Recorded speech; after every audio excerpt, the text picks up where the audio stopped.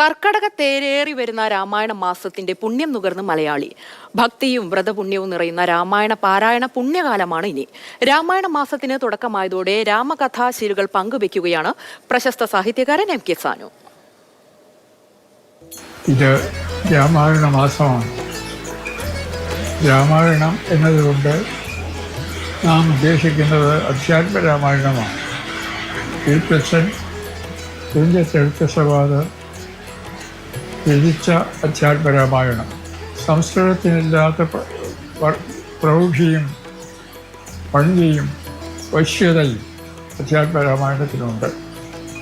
അധ്യാത്മരാമായണം അതുകൊണ്ടാണ് കേരളീയരുടെ ഏറ്റവും പ്രിയപ്പെട്ട കാവ്യമായി മാറിയത്. എല്ലാ കവികളും കേരളീയ കവികളും ആഗ്രഹിക്കുന്നത് തുഞ്ചത്തെഴുത്തച്ഛനെ പോലെ അധ്യാത്മരാമായണം പോലെ കവിത എഴുതണം എന്നാണ്. അതുകൊണ്ടാണ് എഴുത്തച്ഛനെ നാം ഭാഷയുടെ പിതാവ് എന്ന് പറയുന്നത്.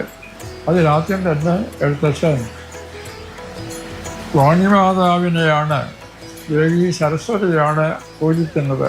എൻ്റെ നാവിൽ നടനം ചെയ്യണം എന്നാണ്. വാണിയിടുകനാരതമെന്നുട നാവുതന്മേൽ വാണിമാതാവേ വർണ്ണവിഗ്രഹേ വേദാത്മികേ നാണമെന്നിയേ മുതാ നാവിന്മേൽ നടനം ചെയ്യുക ഇടാങ്കാനനെ യഥാകാനനെ ദിഗംബരൻ വാരിജോത്ഭവമുഖ വാരിജവാൻഹേ ഭാര്യ വാരിഹി തന്നിൽ തിരമാലകളെന്ന പോലെ ഭാരതി പദാവൈ തോന്നിയിടം കാലി കാലി.